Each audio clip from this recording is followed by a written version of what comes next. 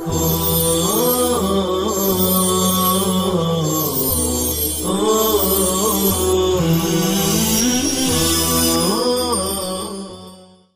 اللہ الرحمن الرحیم والصلاة والسلام علی رسول اللہ وعلی آلہ وصحبہ اجمعین اما بعد فاعوذ باللہ من الشیطان الرجیم وعلم آدم الاسماء كلها ثم عرضهم على الملائکہ فقال انبئونی باسماء هؤلاء ان کنتم صادقین قالوا سبحانك لا علم لنا الا ما علمتنا انك انت العلیم الحکیم۔ طلب عزیز، حق تعالی شانہ اس واقعے کو ذکر کرتے ہوئے آگے ارشاد فرماتے ہیں کہ تفسیر میں آپ نے پڑھ لیا،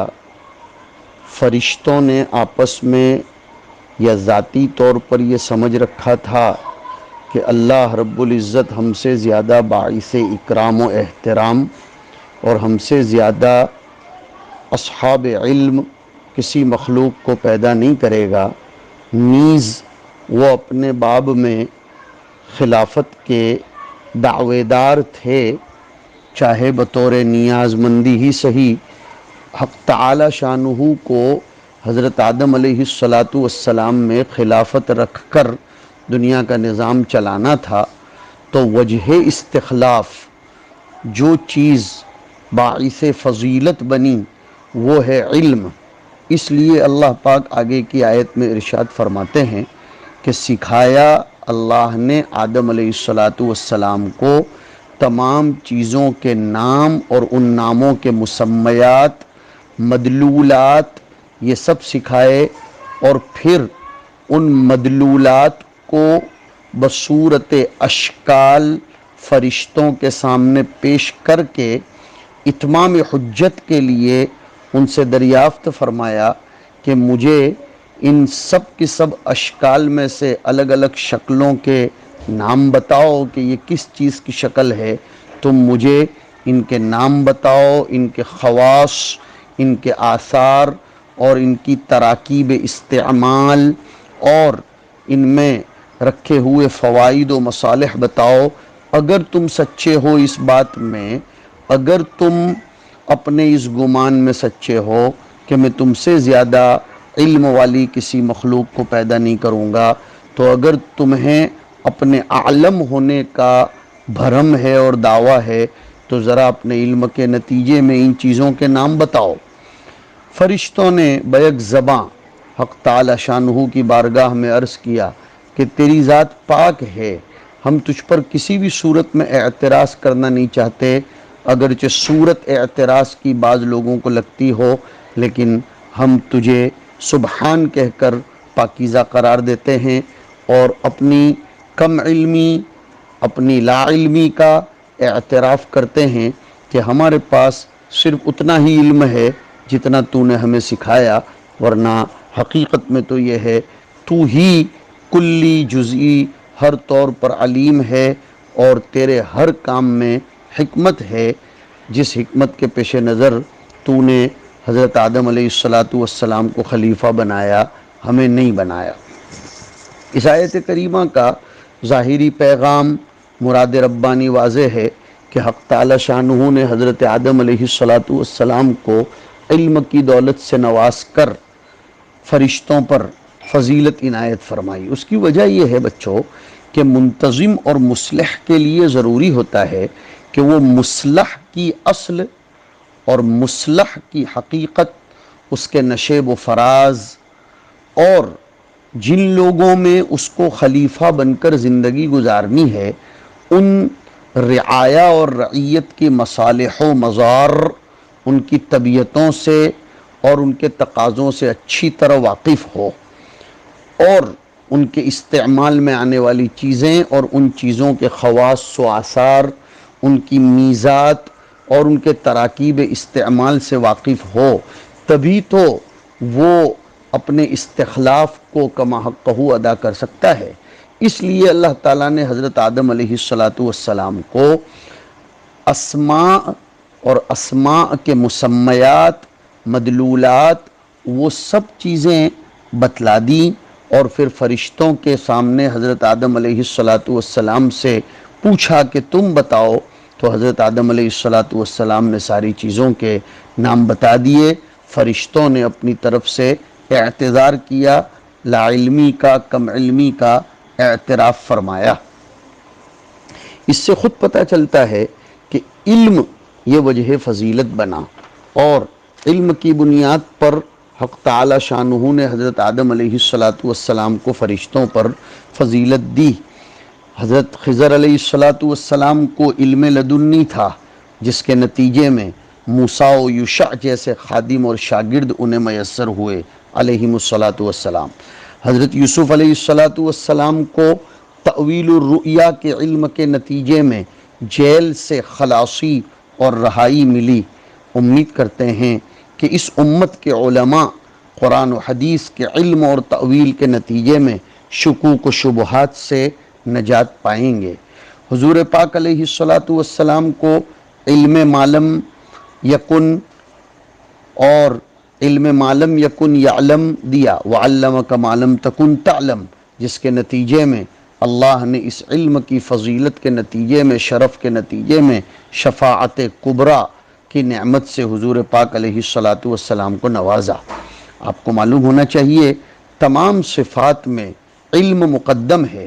یہ الگ بات ہے کہ متکلمین کے یہاں صفت حیات مقدم ہے، لیکن جمہور یہ فرماتے ہیں حیات وہی کارگر ہوتی ہے جس میں علم ہو، بغیر علم کی حیات یہ ناکام ہے۔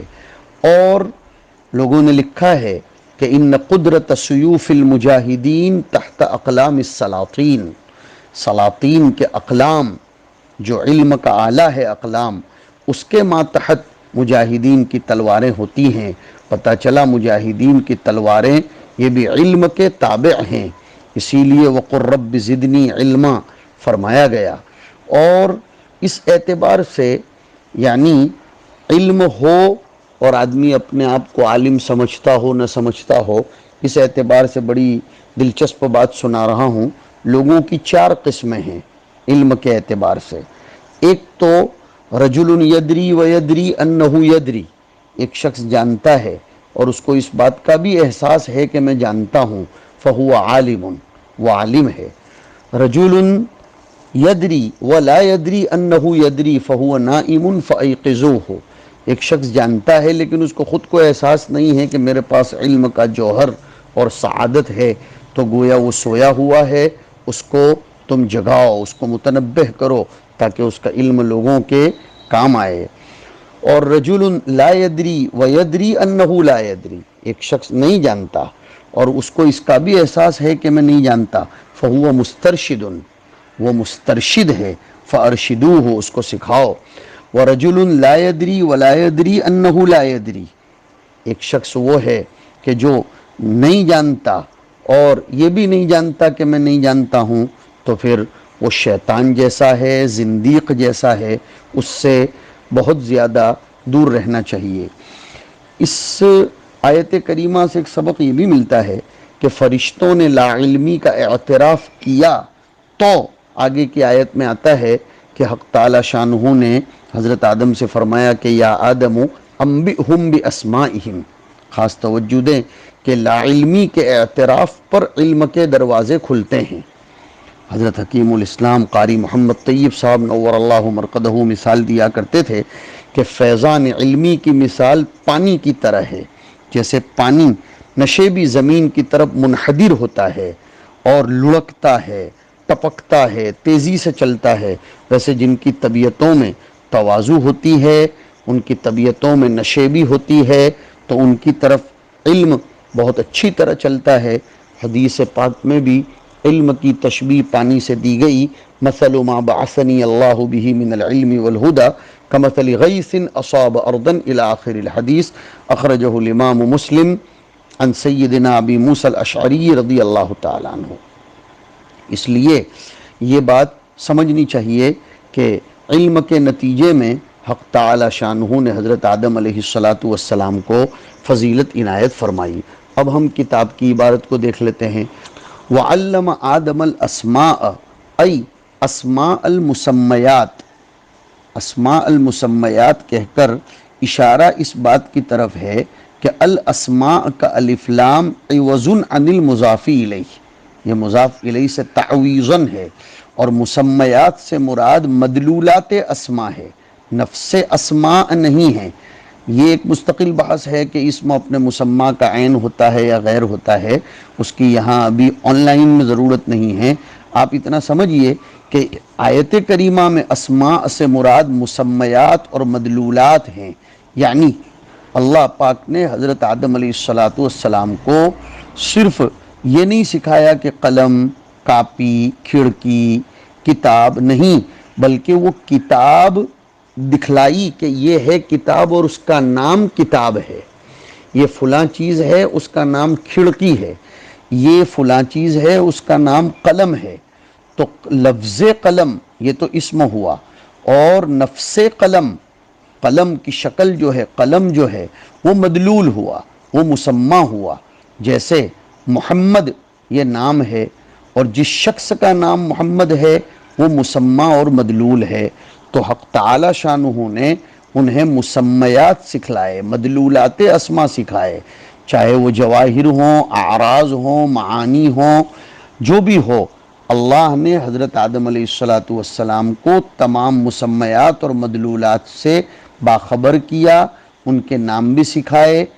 اور ملائکہ علیہم السلام کو مدلولات تو بتلائے لیکن نام نہیں بتائے۔ اس اعتبار سے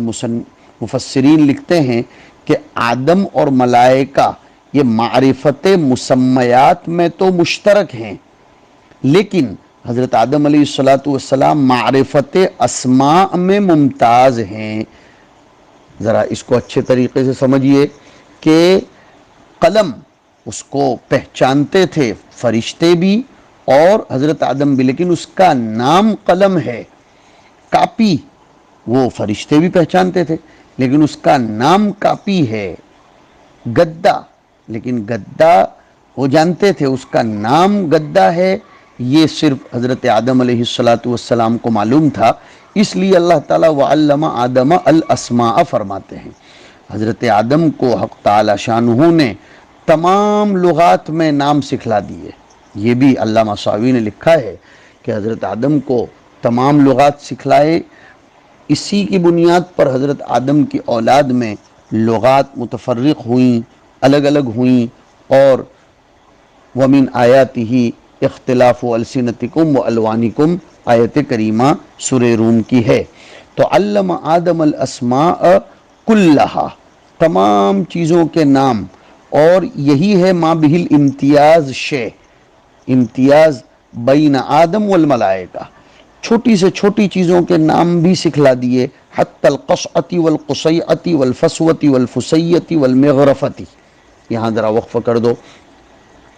یہاں تک کہ چھوٹا پیالہ، بڑا پیالہ، اور نکلنے والی ریح کا نام، آواز سے نکلے تو اس کا نام یہ ہے، بغیر آواز کے نکلے تو اس کا نام یہ ہے، چمچہ کس کو کہتے ہیں یہ بھی سکھلایا۔ کیسے سکھلایا یہ سوال ہو رہا تھا۔ علم آدم الاسماء، تو کیفیت تعلیم کیا تھی؟ اللہ تعالیٰ نے حضرت آدم علیہ السلام کو چیزوں کے نام کیسے سکھائے؟ جواب شاندار دے رہے ہیں، بِأَنْ أَلْقَى فِي قَلْبِهِ عِلْمَهَا، بئی طور کہ اللہ نے حضرت آدم کے دل میں ان چیزوں کے نام کا القاء فرمایا۔ اللہ نے الہام فرمایا، القاء فرمایا۔ اس سے بھی الہام کا ثبوت ہوتا ہے، اللہ کی طرف سے قلوب میں علوم کا فیضان اور القاء کیا جاتا ہے، تو اللہ نے حضرت آدم کے دل میں ان تمام چیزوں کا علم ڈالا، ان کے خواص اور آثار ڈالے۔ ثم عرضہم، پھر ان چیزوں کو پیش کیا، علی الملائکہ۔ عرضہم میں ہم کی ضمیر کا مرجع کیا ہے؟ ہمارے مصنف فرماتے ای عرض المسمیاتی، ان تمام مسمیات کو، جیسے میں نے ابھی تو کہا تھا کہ مسمیات کے علم میں آدم و ملائکہ مشترک ہیں، اسماء کے علم میں آدم علیہ السلام ممتاز ہیں، تو وہ مسمیات رکھے اللہ نے فرشتوں کے سامنے۔ ایک نحوی سوال ہو رہا تھا کہ مسمیات یعنی جو چیزیں ہیں، ان چیزوں میں تو ذوی العقول، غیر ذوی العقول سبھی ہیں، تو پھر ثم عرضہم کیوں کہا؟ اس لیے کہ ہم تو ذوی العقول کے لیے استعمال ہونے والی ضمیر ہے تو ثم عرضہا بولنا چاہیے تھا، ویسے بھی الاسماء کی طرف ضمیر جا رہی ہے تو ثم عرضہا آنا چاہیے تھا۔ جواب دیا کہ وفی الاتیانی بضمیرہم، یہ وفی ہی کا میں آپریشن کر کے اس کو بالکل الگ کر رہا ہوں، وفی ہی یعنی وفی الاتیانی بضمیرہم تغلیب العقلائی، ثم عرضہم میں ہم کی ضمیر لا کر عقلاء کو غیر عقلاء پر تغلیب دی گئی ہے، اور عقلاء کی جانب کو غلبہ دے کر ان کے اعتبار سے ضمیر کو لایا گیا ہے۔ فقال لہم، پھر اللہ تعالیٰ نے فرشتوں سے فرمایا، انبئونی باسماء ہؤلاء، مجھے ان چیزوں کے نام بتاؤ۔ دیکھو یہاں بھی آیا مسمیات نہیں، مسمیات کے نام بتاؤ۔ تبکیتاً، اللہ کو یہ کہنے کی کیا ضرورت تھی؟ اللہ کو تو معلوم تھا کہ یہ نہیں بتا سکتے، پھر کیوں ایسا فرما رہے ہیں اللہ؟ توبیخ کے لیے، ان کو خاموش کرنے کے لیے، اس لیے کہ انہوں نے جو دعویٰ کیا تھا نا کہ ہم بہت زیادہ جاننے والے ہیں، تو ان کو خاموش کرنے کے لیے فرمایا انبئونی، انبأ بمعنی اخبر، اخبرونی باسماء ہؤلاء، اور ہؤلاء کا مشار الیہ المسمیات، مجھے ان مسمیات کے نام بتاؤ، ان کنتم صادقین، اگر تم سچے ہو کس چیز میں؟ فی انی لا اخلق اعلم منکم، او ان کنتم صادقین فی انکم احق بالخلافتی۔ سوال پیدا ہوتا ہے کہ ان کنتم صادقین تو شرط ہے، جزا کہاں ہے؟ جواب دے رہے ہیں، بارہا اس طرح کی عبارت آئے گی، وجواب الشرط دل علیہ ما قبلہ، ان کنتم صادقین کے جواب شرط پر ما قبل کا جملہ انبئونی باسماء ہؤلاء دلالت کر رہا ہے، تو اکتفاء و استغناء بما قبلہ اس کو حذف کر دیا گیا۔ تو پہلے جو انبئونی باسماء ہؤلاء ہے وہ تو قال کا مقولہ ہے، وہ جزا نہیں ہے، لیکن ان کنتم صادقین کی جزا یہی اسی جیسی ہوتی ہے انبئونی باسماء ہؤلاء، اس لیے فرماتے ہیں جواب شرط پر ما قبل دلالت کرتا ہے، اس لیے جواب شرط کو حذف کر دیا گیا۔ قالوا سبحانک، یہ سبحان تا قیامت منصوب رہتا ہے اس لیے کہ مفعول مطلق واقع ہوتا ہے، تنزیہا لک عن الاعتراض علیک، تیری ذات پاک ہے، ہم تجھ پر کوئی اعتراض نہیں کر سکتے، ہماری بولنے کی ادا سے کہیں کسی کو یہ شک ہو کہ ہم نے تجھ پر اعتراض کیا کہ اتجعل فیہا من یفسد فیہا، لیکن ہم اعتراض نہیں کرتے، ہم نے تو نیاز مندانہ عرض گزاری سے کام لیا تھا، پھر بھی ہم تیری ذات کو پاک قرار دیتے ہیں، تیرے کسی کام پر کبھی کوئی اعتراض نہیں ہو سکتا۔ اور دوسری بات یہ ہے کہ آپ ہم سے پوچھ رہے ہیں کہ انبئونی باسماء ہؤلاء، جواب یہ ہے لا علم لنا الا ما علمتنا، ہمیں کوئی علم نہیں ہے سوائے اتنا علم جو تو نے ہمیں سکھایا۔ علم یہ ان افعال میں سے ہے جو متعدی بدو مفعول ہوتے ہیں، اور کبھی کبھی متعدی بسہ مفعول بھی ہوتے ہیں۔ تو علمت فعل بفاعل، نا مفعول اول، مفعول ثانی کہاں ہے؟ فرمایا ایاہ، ہمارے پاس اتنا ہی علم ہے جتنا تو نے ہم کو وہ علم سکھلایا ہو، یہ متعدی بدو مفعول پر اکتفا ہوا، ورنہ یہ علم اعلم متعدی بسہ مفعول بھی ہوتے ہیں۔ انک انت العلیم الحکیم، بے شک تیری ذات، یہ انکا میں کاف آ گیا تھا، پھر انت کیوں لایا گیا؟ جواب دیا تأکید للکاف، یہ انت ضمیر تاکید ہے، بے شک تو علم رکھنے والا، حکمت والا ہے۔ الذی لا یخرج شیء عن علمہ وحکمتہ، تیرے علم اور تیری حکمت سے کوئی چیز خالی نہیں ہے۔ ہم جانتے ہیں کہ تو نے آدم کو خلیفہ بنایا، تو جانتا ہے کہ اس کی کیا مصلحت ہوگی، اور اس میں تیری حکمت ہے کہ تو نے ہمیں نہیں بنایا اور کسی کو نہیں بنایا، آدم کو بنایا، یہ بھی تیری حکمت پر مشتمل ہے۔ وفعل الحکیم لا یخلو عن الحکمہ۔ اللہ تعالی ہم سب کو بھی اس علم کی لاج رکھنے کی توفیق نصیب فرمائے، علم نصیب فرمائے، برکتیں نصیب فرمائے، اور لا علمی کا اعتراف کرنے کی دولت سے بہراور فرمائے، تاکہ ابواب علم ہمارے سامنے کھل سکیں، تکبر سے، عجب سے ہماری حفاظت فرمائے۔ وصلی